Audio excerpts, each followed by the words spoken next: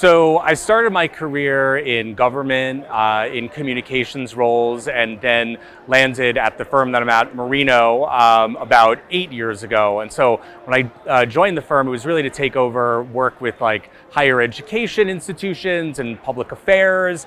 And then, I'm based in New York, and so I saw what was going on in the New York market, the New Jersey market, with the early stages of legalization. And I was like, hey, maybe we should try to see if there's an opportunity to do some cannabis PR.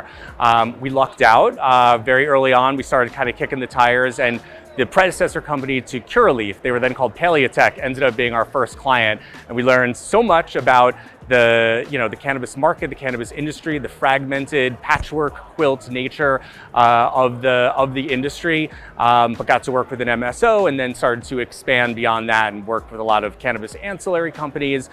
More recently, we've done a lot of dispensary openings and brand launches. So it's a crazy, wild industry, but it's been a real thrill to build a cannabis PR practice from scratch. Okay, so you were kind of the catalyst at your firm to get into cannabis. Was everybody pretty much on board from the beginning? I mean, I would say that Marino's a little old school mentality, and so it took a minute for me to kind of convince everyone that this made sense, that there was money to be made, and there was media placements to do.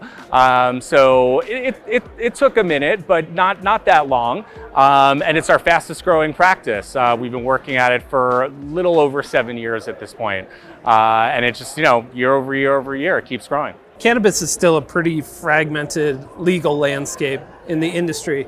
Do you find it tricky to navigate that in your role?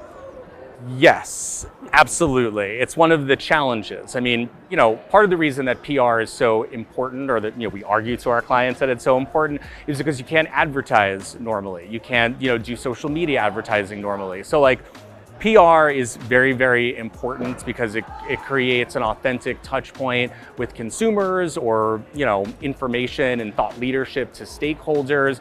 But the thing is it's state by state by state. So we have clients that are multi-state, we have clients that are single state. And so, you got to become an expert in, not quite 50 state markets, but, about 30 at this point. We've, worked with clients in nearly every legal cannabis market, and every market's different. The laws are different, the policy is different, the packaging is different, the stakeholders are different, the way that they talk about cannabis is different.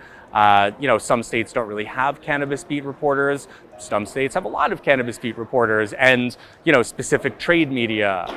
So it really depends on kind of what the clients are looking for, if it's more B2B, if it's more B2C, and what their, ultimately what their goals are. Most of our clients come to us because they're looking for, to connect with their customers, whatever that might be.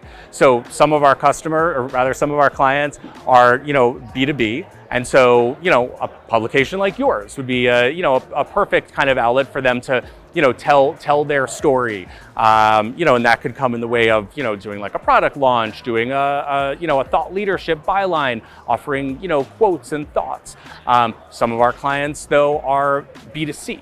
And they're really looking for mainstream media. So some of our clients, nowadays are coming to us and they're like, we're not really looking for trade. We're looking for New York Times, or we're looking for Vogue, or whatever the case may be. We want to find the customers where they're at, and that's a lot of what we do at the end of the day. Is we take things that are complex, boil them down, figure out the best way to deliver the message through media, and then it's it always depends obviously on what the goals are, but a lot of it is thought leadership. A lot of it is just kind of putting them on the map. At the end of the day, we're telling our clients' stories, and our main goal and mission is to normalize and destigmatize cannabis.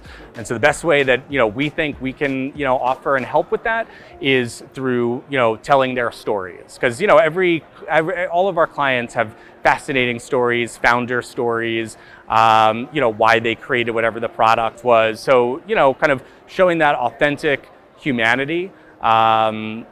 It really resonates with people these days. All right, great. Yeah. Well, thanks so much for your time. Awesome, thank you.